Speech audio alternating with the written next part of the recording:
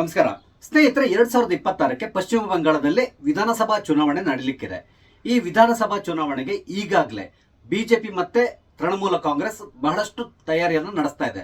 ಅದರಲ್ಲೂ ಮುಖ್ಯವಾಗಿ ಹೇಳಬೇಕಂದ್ರೆ ಬಿಜೆಪಿ ಈ ಬಾರಿಯಲ್ಲಿ ತಾವು ಗೆಲ್ಲಬೇಕು ಅನ್ನೋ ಒಂದು ಹಠಕ್ಕೆ ಬಿದ್ದು ಈಗಾಗಲೇ ಕೆಲಸಗಳನ್ನ ಪ್ರಾರಂಭ ಮಾಡಿದೆ. ಅದೇ ರೀತಿಯಲ್ಲಿ ತೃಣಮೂಲ ಕಾಂಗ್ರೆಸ್ ಅಷ್ಟೇ ಅಧಿಕಾರವನ್ನು ಉಳಿಸಿಕೊಳ್ಳುವಂತಹ ಪೈಪೋಟಿಗೆ ಬಿದ್ದಿದೆ. ಹಾಗಾದ್ರೆ ಇವ್ರ ತಯಾರಿ ಹೇಗಿದೆ, ಮುಂದಿನ ಚುನಾವಣೆಯಲ್ಲಿ ಯಾರಿಗೆ ಚಾನ್ಸಸ್ ಜಾಸ್ತಿ ಇದೆ, ಆ ಥರ ಏನಾದರೂ ಇದ್ರೆ ಅದಕ್ಕೆ ಕಾರಣ ಏನು, ಇದೆಲ್ಲದನ್ನು ನಾನೀಗ ಸ್ವಲ್ಪ ವಿಶ್ಲೇಷಣೆ ಮಾಡ್ತಾ ಇದ್ದೇನೆ.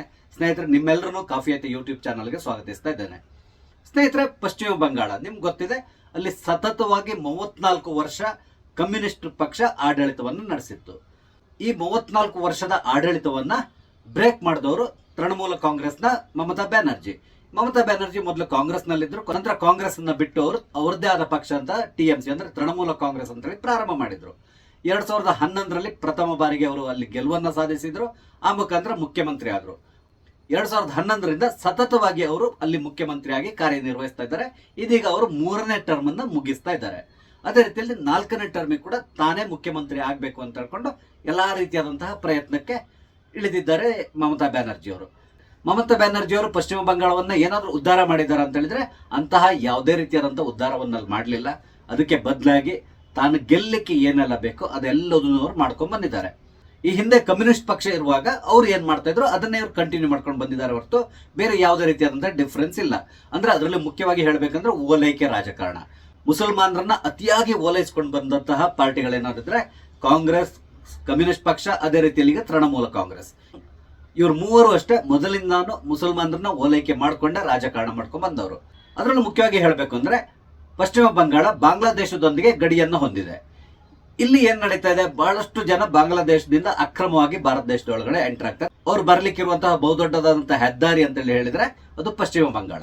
ಈ ಪಶ್ಚಿಮ ಬಂಗಾಳಕ್ಕೆ ಬರ್ತಾರೆ, ಅದಕ್ಕೆ ಬೇಕಾದಂತಹ ಎಲ್ಲಾ ವ್ಯವಸ್ಥೆಗಳನ್ನ ಅವ್ರು ಮಾಡ್ಕೊಂಡಿದ್ದಾರೆ ಅಲ್ಲಿ. ಅದೇ ರೀತಿಯಲ್ಲಿ ಅಲ್ಲಿಂದ ಬಂದವರಿಗೆ ಬೇಕಾದಂತಹ ಎಲ್ಲಾ ಡಾಕ್ಯುಮೆಂಟ್ಸ್ ನ ರೆಡಿ ಮಾಡಿಕೊಡುವಂತಹ ಎಲ್ಲ ವ್ಯವಸ್ಥೆ ಈ ಟಿಎಂಸಿ ಪಕ್ಷ ಮಾಡ್ತದೆ ಅಲ್ಲಿ.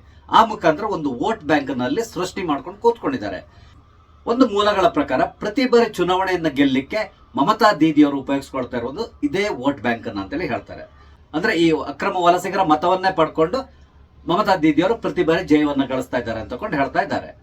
ಸ್ನೇಹಿತರೆ, ಇತ್ತೀಚಿನ ದಿನಗಳಲ್ಲಿ ಇದೇ ಮುಖ್ಯವಾದಂತಹ ವಿಷಯವಾಗಿಬಿಟ್ಟಿದೆ. ಅಂದ್ರೆ ಈ ಇನ್ಫಿಲ್ಟ್ರೇಟರ್ಸ್ ಇದಾರಲ್ಲ, ಒಂದು ರೋಹಿಂಗ್ಯಾಗಳು, ಅದಾದ್ಮೇಲೆ ಬಾಂಗ್ಲಾದೇಶಿಯರು, ಇವರೆಲ್ಲರೂ ಕೂಡ ಬಂದು ಅಲ್ಲಿ ಸೇರ್ಕೊಳ್ತಾ ಇದಾರಲ್ಲ, ಇದೇ ಈಗ ಮುಖ್ಯ ವಿಷಯ ಆಗ್ಬಿಟ್ಟಿದೆ.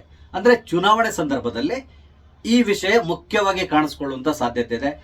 ಅದರಲ್ಲೂ ಮುಖ್ಯವಾಗಿ ಹಿಂದೂಗಳ ಮೇಲೆ ನಡೀತಿರುವಂತಹ ಮಿತಿಮೀರಿದ ದಬ್ಬಾಳಿಕೆ ಅದನ್ನ ಮಾಡ್ತಾ ಇರೋದು ಯಾರು? ಮಮತಾ ಬ್ಯಾನರ್ಜಿ ಅವರ ಕಾರ್ಯಕರ್ತರು ಮತ್ತೆ ಇದೇ ವಲಸಿಗರು ಯಾರಿದ್ದಾರೆ ಇವರೇ ಮಾಡ್ತಾ ಇರುವಂತಹದ್ದು.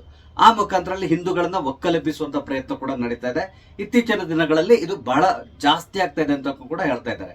ಇನ್ನೊಂದೇನು ಅಂತ ಹೇಳಿದ್ರೆ ಮಮತಾ ಬ್ಯಾನರ್ಜಿ ಅವರಿಗೆ ಅವ್ರ ಮೆಂಟಾಲಿಟಿ ಯಾವ ರೀತಿ ಅಂತ ಹೇಳಿದ್ರೆ, ಇನ್ನೊಂದು ವಿಷಯ ಏನು ಅಂತ ಹೇಳಿದ್ರೆ ಮಮತಾ ಬ್ಯಾನರ್ಜಿ ಸ್ವಲ್ಪ ಡಿಕ್ಟೇಟರ್ಶಿಪ್ ಮೆಂಟಾಲಿಟಿ ಅವರು. ಅವ್ರು ಏನೇ ಹೇಳಿ ಕೇಂದ್ರ ಸರ್ಕಾರ ಅದನ್ನ ಅವ್ರು ವಿರೋಧಿಸ್ತಾರೆ, ನಾವು ಇಲ್ಲಿ ಇಂಪ್ಲಿಮೆಂಟ್ ಮಾಡಲ್ಲ ಅಂತೇಳಿ ಹೇಳ್ತಾರೆ. ಈ ರೀತಿಯಾಗಿ ಯಾವತ್ತೂ ಕೂಡ ಕೇಂದ್ರ ಸರ್ಕಾರಕ್ಕೆ ಸಡ್ಡು ಹೊಡ್ಕೊಂಡೇ ಬಂದವರು. ಹಾಗಾಗಿ ಏನಾಗಿದೆ, ಅಲ್ಲಿ ಬಹಳಷ್ಟು ಸಮಸ್ಯೆಗಳಿದೆ. ಕೇಂದ್ರ ಸರ್ಕಾರದೊಂದಿಗೆ ನಿರಂತರವಾಗಿ ಇವರು ಸಂಘರ್ಷಕ್ಕೆ ಬಿದ್ದಿದ್ದಾರೆ. ಆ ಮುಖಾಂತರ ಈ ಪಶ್ಚಿಮ ಬಂಗಾಳ ಯಾವುದೇ ರೀತಿಯಾದಂತಹ ಅಭಿವೃದ್ಧಿಯನ್ನು ಕಾಣ್ತಾ ಇಲ್ಲ. ನಿಮ್ಗೆ ಅದರಲ್ಲಿ ಮುಖ್ಯವಾಗಿ ಹೇಳ್ಬೇಕು ಅಂದ್ರೆ ಬಡತನ ಅನ್ನೋದಿದೆಯಲ್ಲ, ಪಶ್ಚಿಮ ಬಂಗಾಳದಲ್ಲಿ ತಾಂಡವ ಆಡ್ತದೆ ಅಂತಲೇ ಹೇಳ್ತಾರೆ. ಅದಲ್ಲದೆ ಕೆಲವೊಂದು ಕಡೆಗಳಲ್ಲಿ ಅರಾಜಕತೆ ಕೂಡ ಇದೆ. ರಾಜಾರೋಷವಾಗಿ ಹಾಡು ಹಗಲಿನಲ್ಲೇ ಕೆಲವರ ಮನೆಗಳನ್ನ ಟಾರ್ಗೆಟ್ ಮಾಡಿಕೊಂಡು ಅವರ ಮನೆಗೆ ನುಗ್ಗಿ ಅಲ್ಲಿರುವಂತಹ ಮಹಿಳೆಯರನ್ನ ಎಳ್ಕೊಂಡೋಗಿ ಅವ್ರ ಮೇಲೆ ಬಲಾತ್ಕಾರ ಮಾಡೋದು ಅಥವಾ ಅವ್ರನ್ನ ಕೊಲೆ ಮಾಡೋದು, ಇದೆಲ್ಲ ಅಲ್ಲಿ ಮಾಮೂಲು ಅನ್ನುವ ರೀತಿಯಲ್ಲಿ ನಡೀತಾ ಇರ್ತದೆ. ಇವರೆಲ್ಲರಿಗೂ ಸರ್ಕಾರ ಒಂದ್ ರೀತಿ ಕುಮ್ಮಕ್ಕು ಕೊಡ್ತಾ ಇದೆ. ಪುನಃ ಇದನ್ನೆಲ್ಲ ಮಾಡೋದು ಯಾರು ಅಂತ ಹೇಳಿದ್ರೆ ಇದೇ ಅಕ್ರಮ ವಲಸಿಗರು. ಯಾಕಂದ್ರೆ ಅವರಿಗೆ ಇಲ್ಲಿ ತಾವು ಆಧಿಪತ್ಯವನ್ನ ಸ್ಥಾಪಿಸಬೇಕು ಅನ್ನೋ ಒಂದು ಆಸೆ ಇದೆ. ಅದಕ್ಕಾಗಿ ಈ ರೀತಿ ಎಲ್ಲ ಮಾಡ್ಕೊಂಡು ಬರ್ತಾ ಇದ್ದಾರೆ. ಒಂದು ನಿಮ್ಗೆ ಹೇಳಲಿಕ್ಕೆ ಇಷ್ಟಪಡ್ತೇನೆ, ಯಾವಾಗ್ಲೂ ಕೂಡ ಅಷ್ಟೇ ಈ ಬಾರ್ಡರ್ ಸ್ಟೇಟ್ಸ್ ಇರ್ತದಲ್ಲ, ಅಂದ್ರೆ ಈಗ ಪಂಜಾಬ್, ಅದೇ ರೀತಿಯಲ್ಲಿ ಜಮ್ಮು ಕಾಶ್ಮೀರ, ಹಾಗೆ ಈ ಕಡೆ ಬಂದ್ರೆ ಈ ಪಶ್ಚಿಮ ಬಂಗಾಳ, ಇದೆಲ್ಲದೂ ಕೂಡ ಅಷ್ಟೇ ತುಂಬಾ ಸೆನ್ಸಿಟಿವ್ ರಾಜ್ಯಗಳು. ಇಲ್ಲಿ ಸ್ವಲ್ಪ ಹೆಚ್ಚು ಕಡಿಮೆ ಆದ್ರೂ ಕೂಡ ಒಂದೇ ಪಾಕಿಸ್ತಾನ ಇಲ್ಲ ಬಾಂಗ್ಲಾದೇಶ ಇವರಿಗೆ ಅಡ್ವಾಂಟೇಜ್ ಸಿಗುವಂತ ಸಾಧ್ಯತೆ ಇರ್ತದೆ. ಹಾಗಾಗಿ ಇಂತಹ ರಾಜ್ಯಗಳಲ್ಲಿ ಒಂದು ಕಟ್ಟುನಿಟ್ಟಾದಂತಹ ಆಡಳಿತ ಇರಬೇಕು. ಆದ್ರೆ ನಮ್ಮ ದುರಾದೃಷ್ಟಕ್ಕೆ ಮಮತಾ ಬ್ಯಾನರ್ಜಿ ಅವರು ಯಾವಾಗ್ಲೂ ಕೂಡ ಈ ಸೆಂಟ್ರಲ್ ಗೌರ್ಮೆಂಟ್ಗೆ ಸರಿಯಾದ ರೀತಿಯ ಸಹಕಾರ ಕೊಡಲ್ಲ. ಎಲ್ಲಿವರೆಗೆ ಅಂತ ಹೇಳಿದ್ರೆ ಅಲ್ಲಿ BSF ನವರಿಗೆ ಬೇಲಿ ಹಾಕ್ಲಿಕ್ಕೆ ಕೂಡ ಇವ್ರು ಬಿಡ್ತಾ ಇಲ್ಲ. ಆ ರೀತಿಯಾದಂತಹ ಪರಿಸ್ಥಿತಿಯನ್ನು ಅಲ್ಲಿ ಕ್ರಿಯೇಟ್ ಮಾಡಿಬಿಟ್ಟಿದ್ದಾರೆ. ಇದರಿಂದಾಗಿ ಇವರು ನುಸುಳುಕೋರರಿಗೆ ಬಹಳಷ್ಟು ಸುಲಭವಾಗಿ ಭಾರತವನ್ನ ಎಂಟರ್ ಆಗ್ಲಿಕ್ಕೆ ಸಾಧ್ಯ ಆಗ್ತದೆ. ಬಹಳಷ್ಟು ಕಡೆಗಳಲ್ಲಿ ಈಗಾಗಲೇ ಡೆಮೋಗ್ರಫಿ ಬದಲಾಗ್ಬಿಟ್ಟಿದೆ. ನನ್ನ ಸ್ನೇಹಿತರೊಬ್ರು ಇತ್ತೀಚೆಗೆ ಕೋಲ್ಕತ್ತಾಕ್ಕೆ ಹೋಗಿ ಬಂದಿದ್ದಾರೆ. ಅವ್ರು ನನ್ಗೆ ಹೇಳ್ತಾ ಇದ್ದಂತ ವಿಷಯ ಏನು ಅಂತ ಹೇಳಿದ್ರೆ, ಕೋಲ್ಕತ್ತಾ ಈಗಾಗಲೇ ಆಲ್ಮೋಸ್ಟ್ ಮುಸಲ್ಮಾನರಿಂದ ತುಂಬಿ ಬಿಟ್ಟಿದೆ. ಮುಂದಿನ ದಿನಗಳಲ್ಲಿ ಅಲ್ಲಿರುವಂತಹ ಹಿಂದೂಗಳಿಗೆ ಬಹಳಷ್ಟು ಸಮಸ್ಯೆಗಳು ಉಂಟಾಗುವಂತ ಸಾಧ್ಯತೆ ಇದೆ ಅಂತಕೊಂಡು ಹೇಳ್ತಾ ಇದ್ದಾರೆ. ಈಗಾಗಲೇ ನೀವು ನೋಡಿದ್ರೆ ರಾಮನವಮಿ ಇರಬಹುದು ಅಥವಾ ಯಾವುದೇ ಹಿಂದೂಗಳ ಫೆಸ್ಟಿವಲ್ ಇದ್ರೆ ನೆಮ್ಮದಿಯಾಗಿ ಹಬ್ಬವನ್ನ ಆಚರಿಸಲಿಕ್ಕೆ ಅಲ್ಲಿನ ಜನತೆ ಬಿಡ್ತಾ ಇಲ್ಲ. ಅಂದ್ರೆ ಅಷ್ಟೊಂದು ದಬ್ಬಾಳಿಕೆಯನ್ನ ಅಲ್ಲಿನ ಜನ ಮಾಡ್ತಾ ಇದ್ದಾರೆ. ಇವರ ಹಿಂದೆ ನಿಂತ್ಕೊಂಡಿರುವವರು ಇದೇ ಮಮತಾ ಬ್ಯಾನರ್ಜಿ ಅವರು. ಯಾವಾಗ್ಲೂ ಕೂಡ ಅಷ್ಟೇ ಅಲ್ಲಿ ಹಿಂದೂಗಳದ್ದೇ ತಪ್ಪು ಅಂತ ಹೇಳ್ತಾರೆ ಹೊರತು ಒಂದೇ ಒಂದು ಬಾರಿ ಕೂಡ ಅವರು ಮುಸಲ್ಮಾನರು ತಪ್ಪು ಮಾಡಿದ್ದಾರೆ ಅಂತಕೊಂಡು ಎಲ್ಲಿಯೂ ಹೇಳಿಲ್ಲ. ಹಾಗಾಗಿ ಇವರಿಗೆ ಮಮತಾ ಬೇಗಂ ಅಂತ ಹೇಳ್ಕೊಂಡು ಕೂಡ ಬಹಳಷ್ಟು ಜನ ಕರೀತಾರೆ. ಪುನಃ ಚುನಾವಣೆ ವಿಷಯಕ್ಕೆ ಬರೋದಾದ್ರೆ ಅಲ್ಲಿ ಬಿಜೆಪಿಯ ಮುಖ್ಯಸ್ಥರಾಗಿರುವಂತಹ ಸುವೇಂದು ಅಧಿಕಾರಿ ಈ ಬಾರಿ ಚುನಾವಣೆಗೆ ಬಹಳಷ್ಟು ತಯಾರಿಯನ್ನ ನಡೆಸ್ತಾ ಇದ್ದಾರೆ. ನಿಮ್ಗೆ ಗೊತ್ತಿರಬಹುದು, ಸುವೇಂದು ಅಧಿಕಾರಿ ಈ ಹಿಂದೆ ಟಿಎಂಸಿ ಅಲ್ಲೇ ಇದ್ದವರು ಕೊನೆ ಟಿಎಂಸಿ ಇಂದ ಹೊರಗಡೆ ಬಂದು ಬಿಜೆಪಿಯನ್ನ ಸೇರಿದ್ದಾರೆ. ಈಗ ಅಲ್ಲಿ ಅವರು ಅತ್ಯಂತ ಪ್ರಬಲವಾಗಿ ಬೆಳೀತಾ ಇದ್ದಾರೆ. ದೀದಿಯ ಎಲ್ಲಾ ಟ್ರಿಕ್ಸ್ ಗಳು ಕೂಡ ಇವ್ರಿಗೆ ಗೊತ್ತಿರೋದು ಬಿಜೆಪಿಗೆ ಒಂದು ಪ್ಲಸ್ ಪಾಯಿಂಟ್. ಈಗಾಗಲೇ ಅವರು ನಂದಿಗ್ರಾಮವನ್ನ ರೆಪ್ರೆಸೆಂಟ್ ಮಾಡ್ತಾ ಇದ್ದಾರೆ. ನಿಮ್ಗೆ ಗೊತ್ತಿರಬಹುದು 2021ರಲ್ಲಿ ನಡೆದಂತಹ ವಿಧಾನಸಭಾ ಚುನಾವಣೆ ಸಂದರ್ಭದಲ್ಲಿ ಸುವೇಂದು ಅಧಿಕಾರಿ ಅವರು ಮಮತಾ ಬ್ಯಾನರ್ಜಿ ಅವರಿಗೆ ಚಾಲೆಂಜ್ ಮಾಡಿದ್ರು. ಧೈರ್ಯ ಇದ್ರೆ ಬಂದು ನನ್ನ ಎದುರಿಗೆ ನಿಂತು ಗೆಲ್ಲಿ ನೀವು ಅಂತ ಹೇಳಿ ಅವ್ರನ್ನ ನಂದಿಗ್ರಾಮಕ್ಕೆ ಆಹ್ವಾನಿಸಿದ್ರು. ಯೂಶಲಿ ಮಮತಾ ಬ್ಯಾನರ್ಜಿ ನಿಲ್ತಾ ಇದ್ದಿದ್ದು ಭವಾನಿಪುರ ಅಂತ ಹೇಳ್ಕೊಂಡು ಅಥವಾ ಭವಾನಿಪುರ ಅಂತ ಹೇಳ್ಕೊಂಡು ಹೇಳ್ಬೋದು. ಅಲ್ಲಿಂದ ಅವ್ರು ಗೆದ್ದು ಬರ್ತಾ ಇದ್ರು. ಕಳೆದ ಚುನಾವಣೆಯಲ್ಲಿ ಸುವೇಂದು ಅಧಿಕಾರಿ ಕೊಟ್ಟಂತಹ ಈ ಒಂದು ಪಂಥಾಹ್ವಾನವನ್ನ ಅಕ್ಸೆಪ್ಟ್ ಮಾಡಿ ನಂದಿಗ್ರಾಮದಲ್ಲಿ ಬಂದು ಚುನಾವಣೆಗೆ ನಿಂತರು. ಆದ್ರೆ 1956 ಮತಗಳ ಅಂತರದಿಂದ ನಂದಿಗ್ರಾಮದಲ್ಲಿ ಮಮತಾ ಬ್ಯಾನರ್ಜಿ ಅವರು ಸೋತ್ರು. ಆ ಮುಖಾಂತರ ಸುವೇಂದು ಬ್ಯಾನರ್ಜಿ ಅವರು ಗೆಲುವಿನ ನಗೆಯನ್ನ ಬೀರಿದ್ರು. ಆದ್ರೆ ನಿಮ್ಗೆ ಗೊತ್ತಿರಬಹುದು, ಅಲ್ಲಿ 294 ಕಾನ್ಸ್ಟಿಟ್ಯೂನ್ಸಿಗಳಿದೆ. ಈ 294ರಲ್ಲಿ ಬಿಜೆಪಿ ಗೆದ್ದಿರೋದು ಕೇವಲ 77. ಅದೇ ರೀತಿಯಲ್ಲಿ ತೃಣಮೂಲ ಕಾಂಗ್ರೆಸ್ 213 ಸ್ಥಾನಗಳಲ್ಲಿ ಜಯವನ್ನು ಗಳಿಸ್ತು. ಅಂದ್ರೆ ಅಭೂತಪೂರ್ವ ಜಯವನ್ನು ಗಳಿಸಿ ಅಧಿಕಾರದ ಗದ್ದುಗೆಯನ್ನ ಏರ್ತು. ಮಮತಾ ಬ್ಯಾನರ್ಜಿ ಸೋತ್ರು ಕೂಡ ಪುನಃ ಮುಖ್ಯಮಂತ್ರಿಯಾಗಿ ಪ್ರಮಾಣ ವಚನವನ್ನ ಸ್ವೀಕರಿಸಿದ್ರು. ಕೊನೆಗೆ ಭವಾನಿಪುರದಲ್ಲಿ ಬೈ ಇಲೆಕ್ಷನ್ ನಲ್ಲಿ ಪುನಃ ಗೆದ್ದು ಮುಖ್ಯಮಂತ್ರಿ ಹುದ್ದೆಯಲ್ಲಿ ಕಂಟಿನ್ಯೂ ಮಾಡಿದ್ರು. ಇದು ನಿಮ್ಗೆ ಗೊತ್ತಿರುವಂತಹ ವಿಷಯ. ಈ ಬಾರಿಯ ಚುನಾವಣೆಗೆ ಒಂದು ಮುಖ್ಯವಾದಂತಹ ವಿಷಯ ಇರೋದಲ್ಲಿ ಹಿಂದೂ ಮತ್ತೆ ಮುಸ್ಲಿಮರಿಗೆ ಸಂಬಂಧಪಟ್ಟಿದ್ದು. ಅಂದ್ರೆ ಅಲ್ಲಿ ನಡೀತಾ ಇರುವಂತಹ ದಬ್ಬಾಳಿಕೆ ಬಗ್ಗೆ ನಿಮ್ಗೆ ಈಗಾಗಲೇ ಹೇಳಿದ್ನಲ್ಲ, ಈ ದಬ್ಬಾಳಿಕೆ ವಿಷಯವನ್ನು ಇಟ್ಟುಕೊಂಡು ಈ ಬಾರಿ ಚುನಾವಣೆ ನಡೆಯುವಂತ ಸಾಧ್ಯತೆ ಇದೆ. ಅದ್ರ ಜೊತೆಯಲ್ಲಿ ಡೆವಲಪ್ಮೆಂಟ್ ವಿಷಯ ಬರ್ತದೆ, ಹಾಗೇನೆ ಈ ಮುಸುಳುಕೋರರ ವಿಷಯ ಕೂಡ ಬಂದೇ ಬರ್ತದೆ. ಈಗಾಗಲೇ ಸುವೇಂದು ಅಧಿಕಾರಿ ಅಲ್ಲಿ ಹಿಂದೂಗಳ ಮತವನ್ನ ಕ್ರೋಢೀಕರಣ ಮಾಡ್ಲಿಕ್ಕೆ ಪ್ರಯತ್ನ ಪಡ್ತಾ ಇದ್ದಾರೆ. ಅದಕ್ಕೆ ಅವರು ಆಯ್ಕೆ ಮಾಡ್ಕೊಂಡಂತ ವಿಷಯ ಏನು ಅಂದ್ರೆ ಹಿಂದೂ ಹಿಂದೂ ಬಾಯ್ ಬಾಯ್ ಅಂತಕೊಂಡು. ಅಂದ್ರೆ ಹಿಂದೂಗಳೆಲ್ಲರೂ ಒಗ್ಗಟ್ಟಾಗಿದ್ರೆ ಖಂಡಿತವಾಗಿ ನಾವು ಮಮತಾ ಬ್ಯಾನರ್ಜಿಯನ್ನು ಸೋಲಿಸಬಹುದು. ಒಂದ್ ವೇಳೆ ಈ ಬಾರಿ ಚುನಾವಣೆಯಲ್ಲಿ ಎಲ್ಲಿಯಾದ್ರೂ ಬಿಜೆಪಿ ಸೋತು ಅಧಿಕಾರ ಹಿಡಿಲಿಕ್ಕೆ ಆಗಿಲ್ಲ ಅಂತ ಹೇಳಿದ್ರೆ ಮುಂದಿನ ದಿನಗಳಲ್ಲಿ ಪಶ್ಚಿಮ ಬಂಗಾಳದಲ್ಲಿ ಹಿಂದೂಗಳ ಪರಿಸ್ಥಿತಿ ಅತ್ಯಂತ ಹೀನಾಯವಾಗಲಿದೆ ಅಂತೇಳಿ ಹೇಳ್ತಾ ಇದ್ದಾರೆ. ಅದಕ್ಕೆ ಅವ್ರು ಕೊಡ್ತಾ ಇರುವಂತಹ ಉದಾಹರಣೆ ಏನು ಅಂತ ಹೇಳಿದ್ರೆ ಬಾಂಗ್ಲಾದೇಶದಲ್ಲಿ ಈಗ ಮೈನಾರಿಟಿ ಅವರು ಅಂದ್ರೆ ಹಿಂದೂಗಳ ಮೇಲೆ ಯಾವ ರೀತಿ ದಬ್ಬಾಳಿಕೆ ನಡೀತಾ ಇದೆ ಇದನ್ನ ನೀವು ನೋಡ್ತಾ ಇದ್ದೀರಾ. ಅದೇ ಪರಿಸ್ಥಿತಿ ಪಶ್ಚಿಮ ಬಂಗಾಳದಲ್ಲಿರುವಂತಹ ಹಿಂದೂಗಳಿಗೆ ಬಂದೇ ಬರ್ತದೆ. ಅದಕ್ಕಾಗಿ ಈ ಬಾರಿ ಮಮತಾ ದೀದಿ ಅವ್ರನ್ನ ಸೋಲಿಸಲೇಬೇಕು ಅಂತೇಳಿ ಹೇಳಿ ಕರೆ ಕೊಡ್ತಾ ಇದ್ದಾರೆ. ಈ ಚುನಾವಣೆಯನ್ನೇ ದೃಷ್ಟಿಯಲ್ಲಿ ಇಟ್ಕೊಂಡು ಮೊನ್ನೆ ರಾಮನವಮಿ ದಿನ ಸುವೇಂದು ಅಧಿಕಾರಿ ಅವರು ಈ ರಾಮನವಮಿಯ ಒಂದು ಬಹುದೊಡ್ಡದಾದಂತಹ ಮೆರವಣಿಗೆಯನ್ನು ನಡೆಸಿದ್ರು. ಮೆರವಣಿಗೆಗೆ ಬ್ರೇಕ್ ಹಾಕ್ಲಿಕ್ಕೆ ದೀದಿ ಅವರು ಪ್ರಯತ್ನ ಪಟ್ಟರು. ಆದ್ರೆ ಕೊನೆಗೆ ಕೋರ್ಟ್ ಇಂದ ಪರ್ಮಿಷನ್ ತಗೊಂಡು ಮೆರವಣಿಗೆಯನ್ನು ನಡೆಸಿದ್ರು. ಈ ಮೆರವಣಿಗೆಗೂ ಕೂಡ ಅಭೂತಪೂರ್ವವಾದಂತಹ ಸಪೋರ್ಟ್ ಇವರಿಗೆ ಅಲ್ಲಿ ಕಾಣಿಸ್ಕೊಳ್ತು. ಇದರಿಂದಾಗಿ ಈಗ ಮಮತಾ ಬ್ಯಾನರ್ಜಿ ಅವರಿಗೆ ಸ್ವಲ್ಪ ಭಯ ಹುಟ್ಟಿದೆ. ಅಂದ್ರೆ ಈ ರೀತಿಯಾದಂತಹ ಡೆವಲಪ್ಮೆಂಟ್ ನ ಮಮತಾ ಬ್ಯಾನರ್ಜಿ ಅವರು ಎಕ್ಸ್ಪೆಕ್ಟ್ ಮಾಡಿರಲಿಲ್ಲ. ಅಂದ್ರೆ ಅಲ್ಲಿ 33% ಮುಸಲ್ಮಾನರಿದ್ದಾರೆ, ಉಳಿದಂತ 67% ನಲ್ಲಿ ಹಿಂದೂಗಳು ಮತ್ತೆ ಇತರ ಧರ್ಮದವರು ಬರ್ತಾರೆ. ಇಲ್ಲಿ ಹಿಂದೂಗಳ ಮತವನ್ನು ಏನಾದ್ರೂ ಮಾಡಿ ತಮ್ಮ ಹತ್ರ ಸೆಳಿಬೇಕು ಅಂತ ಹೇಳ್ಕೊಂಡು ಮಮತಾ ಬ್ಯಾನರ್ಜಿ ಕೂಡ ಪ್ರಯತ್ನಕ್ಕೆ ಇಳಿದಿದ್ದಾರೆ. ಆದ್ರೆ ಈ ಬಾರಿ ಅದರಲ್ಲಿ ಅವರು ಎಷ್ಟು ಯಶಸ್ಸನ್ನು ಗಳಿಸ್ತಾರೋ ಗೊತ್ತಿಲ್ಲ. ಅದೇ ರೀತಿಯಲ್ಲಿ ಈ ಬಾರಿ ಮಮತಾ ಬ್ಯಾನರ್ಜಿ ಅವರಿಗೆ ಇರುವಂತಹ ನೆಗೆಟಿವ್ಸ್ ಏನು ಅಂತ ಹೇಳಿದ್ರೆ ಅಲ್ಲಿಯ ದುರಾಡಳಿತ, ಹಲವಾರು ರೀತಿಯ ಭ್ರಷ್ಟಾಚಾರಗಳು ಈಗಾಗಲೇ ಹೊರಗಡೆ ಬಂದಿದೆ. ಅದರಲ್ಲೂ ಮುಖ್ಯವಾಗಿ ಈ ಟೀಚರ್ಸ್ ಅಪಾಯಿಂಟ್ಮೆಂಟ್ ಬಗ್ಗೆ ನಿಮ್ಗೆ ಗೊತ್ತಿರಬೇಕು. ಮೊನ್ನೆಷ್ಟೇ ಸುಪ್ರೀಂ ಕೋರ್ಟ್ ಇಂದ ಒಂದು ತೀರ್ಪು ಕೂಡ ಬಂದಿದೆ. 26,000 ಶಿಕ್ಷಕರು ಮತ್ತು ಇತರ ಸ್ಟಾಫ್ಸ್ ಇದ್ದಾರಲ್ಲ, ಇವರ ಅಪಾಯಿಂಟ್ಮೆಂಟ್ ನಲ್ಲಿ ಬಹುದೊಡ್ಡದಾದಂತಹ ಭ್ರಷ್ಟಾಚಾರ ನಡೆದಿದೆ ಅನ್ನೋದು ಸುಪ್ರೀಂ ಕೋರ್ಟ್ ನಲ್ಲಿ ಪ್ರೂವ್ ಆಗಿದೆ. ಈಗಾಗಲೇ ಇವರೆಲ್ಲರನ್ನು ವಜಾ ಮಾಡಬೇಕು ಅಂತ ಹೇಳ್ಕೊಂಡು ಆರ್ಡರ್ ಕೊಟ್ಬಿಟ್ಟಿದೆ.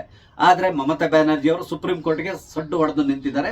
ಈ ಶಿಕ್ಷಕರಿಗೆ ಎಲ್ರಿಗೂ ಹೇಳಿದ್ದಾರೆ, ನೀವು ಸದ್ಯಕ್ಕೆ ನಿಮ್ಮ ಕೆಲಸವನ್ನ ಕಂಟಿನ್ಯೂ ಮಾಡಿ ಮತ್ತೆ ನೋಡ್ಕೊಳ್ಳೋಣ ಅಂತೇಳಿ ಕೂಡ ಹೇಳಿದ್ದಾರೆ.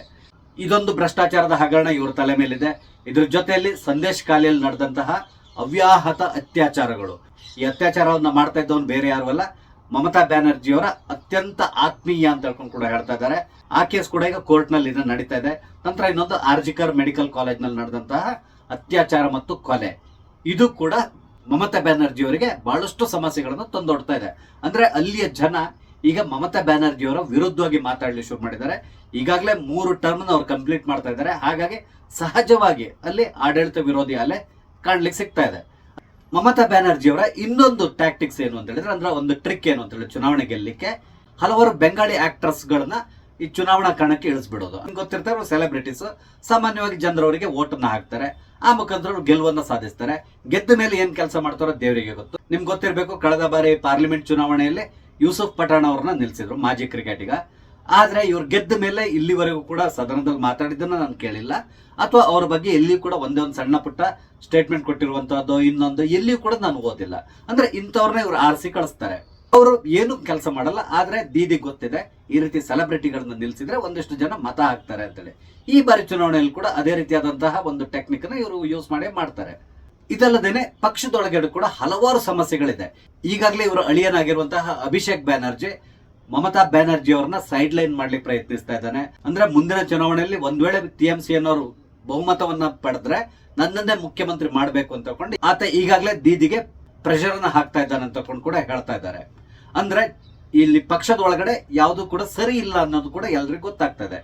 ಇದ್ರ ಜೊತೆಗೆ ಬಿಜೆಪಿ ಉಪಯೋಗಿಸ್ತಾ ಇರುವಂತಹ ಇನ್ನೊಂದು ಅಸ್ತ್ರ ಏನು ಅಂತ ಹೇಳಿದ್ರೆ, ಈ ಅಕ್ರಮ ವಲಸಿಗರನ್ನ ತಕ್ಷಣ ಹೊರಗಡೆ ಹಾಕ್ಬೇಕು ಅಂತ ತಿಳ್ಕೊಂಡು ಪ್ರಯತ್ನ ಪಡ್ತಾ ಇದೆ. ಅದಕ್ಕೆ ಸಹಕಾರ ಕೊಡಬೇಕಾಗಿದ್ದು ಅಲ್ಲಿಯ ಗವರ್ಮೆಂಟ್. ಆದ್ರೆ ಮಮತಾ ಬ್ಯಾನರ್ಜಿ ಅವರು ಯಾವುದೇ ಕಾರಣಕ್ಕೆ ಕೇಂದ್ರ ಸರ್ಕಾರಕ್ಕೆ ಸಹಕಾರ ಕೊಡೋದಿಲ್ಲ. ಅಂದ್ರೆ ಅಲ್ಲಿರುವಂತಹ ಅಕ್ರಮ ವಲಸಿಗರನ್ನ ಓಡಿಸ್ಲಿಕ್ಕೆ ಸಾಧ್ಯ ಆಗ್ಲಿಕ್ಕಿಲ್ಲ. ಆದ್ರೆ ಇವರೀಗ ಏನ್ ಮಾಡ್ತಾ ಇದ್ದಾರೆ ಅಂದ್ರೆ, ಚುನಾವಣಾ ಆಯೋಗದ ಮುಖಾಂತರ ಅಲ್ಲಿರುವಂತಹ ಅಕ್ರಮ ವಲಸಿಗರ ಮತವನ್ನ ಕ್ಯಾನ್ಸಲ್ ಮಾಡ್ತಾ ಇದ್ದಾರೆ. ಅಂದ್ರೆ ಅವರಿಗೆ ಇರುವಂತಹ ಓಟನ್ನ ಕ್ಯಾನ್ಸಲ್ ಮಾಡ್ಕೊಂಡು ಹೊರಟಿದ್ದಾರೆ. ಆ ಮುಖಾಂತರ ಬಹಳಷ್ಟು ವೋಟರ್ಸ್ ಗಳನ್ನ ಈಗಾಗಲೇ ಪಟ್ಟಿಯಿಂದ ತೆಗೆದುಹಾಕಲಾಗಿದೆ. ಇದು ಕೂಡ ಅಲ್ಲಿಯ ಚುನಾವಣಾ ವಿಷಯ ಆಗ್ತಾ ಇದೆ. ಅಂದ್ರೆ ಮಮತಾ ಬ್ಯಾನರ್ಜಿ ಅವರು ಹೇಳ್ತಾ ಇದ್ದಾರೆ, ಚುನಾವಣಾ ಆಯೋಗ ಬಿಜೆಪಿಯ ಏಜೆಂಟ್ ತರ ಕೆಲಸ ಮಾಡ್ತಾ ಇದೆ, ಅವರು ಇಲ್ಲಿ ಹಲವಾರು ಜನರ ಮತವನ್ನ ಡಿಲೀಟ್ ಮಾಡ್ತಾ ಇದ್ದಾರೆ ಅಂತ ಕೂಡ ಹೇಳ್ತಾ ಇದ್ದಾರೆ. ಅಂದ್ರೆ ಚುನಾವಣೆಗೆ ಏನೆಲ್ಲ ಬೇಕೋ ಎಲ್ಲಾ ರೀತಿಯಾದಂತಹ ತಯಾರಿ ನಡೀತಾ ಇದೆ. ಅದೇ ರೀತಿಯಲ್ಲಿ ಮುಂದಿನ ಚುನಾವಣೆ ಹಿಂದೂಗಳ ಮತಗಳ ಆಧಾರದ ಮೇಲೆ ನಡೀಲಿಕ್ಕಿದೆ. ಅಂದ್ರೆ ಹಿಂದೂಗಳ ಮತ ಬಿಜೆಪಿಗೆ ಕನ್ಸಾಲಿಡೇಟ್ ಆದ್ರೆ ಬಿಜೆಪಿ ಗೆಲುವನ್ನ ಸಾಧಿಸುವಂತ ಸಾಧ್ಯತೆ ಇದೆ. ಇಲ್ಲದಿದ್ರೆ ಪುನಃ ವೆಸ್ಟ್ ಬೆಂಗಾಲ್ ಅಲ್ಲಿ ಮಮತಾ ಬ್ಯಾನರ್ಜಿ ಅವರ ಆಡಳಿತ ಮುಂದುವರಿತದೆ. ಆ ಮುಖಾಂತರ ತನ್ನನ್ನ ಸೋಲಿಸ್ಲಿಕ್ಕೆ ಯಾರ ಕೈಲೂ ಸಾಧ್ಯ ಇಲ್ಲ ಅಂತ ಹೇಳಿ ಮಮತಾ ಬ್ಯಾನರ್ಜಿ ಅವರು ಬೀಗುವಂತ ಸಾಧ್ಯತೆಗಳು ಕೂಡ ಇರ್ತದೆ. ಅದೇನೇ ಇರಲಿ, ಇನ್ನೂ ಚುನಾವಣೆಗೆ ಬಹಳಷ್ಟು ದಿನಗಳಿದ್ರೆ ಬಹುಶಃ ಮುಂದಿನ ಮಾರ್ಚ್ ಅಥವಾ ಫೆಬ್ರವರಿಯಲ್ಲಿ ನಡೆಯುವಂತ ಚುನಾವಣೆ, ಅಲ್ಲಿವರೆಗೂ ಕೂಡ ಸಮಯ ಇದೆ. ಅಂದ್ರೆ 1 ವರ್ಷ ಸಮಯ ಇದೆ. ಅಷ್ಟರೊಳಗಡೆ ಇನ್ನು ಏನೆಲ್ಲ ಅಲ್ಲಿ ಡೆವಲಪ್ಮೆಂಟ್ಸ್ ಗಳಾಗ್ತದೆ ಎಲ್ಲದನ್ನೂ ಕಾದು ನೋಡೋಣ. ಸ್ನೇಹಿತರೆ, ನಿಮ್ಗೆ ನಾನು ಹಂಚಿಕೊಂಡಂತ ವಿಷಯ ಇಷ್ಟ ಆದ್ರೆ ಲೈಕ್ ಮಾಡಿ, ಶೇರ್ ಮಾಡಿ, ಹಾಗೆ ದಯವಿಟ್ಟು ನನ್ನ ಚಾನಲ್ ಸಬ್ಸ್ಕ್ರೈಬ್ ಮಾಡಿ. ನಮಸ್ತೆ, ಜೈ ಹಿಂದ್.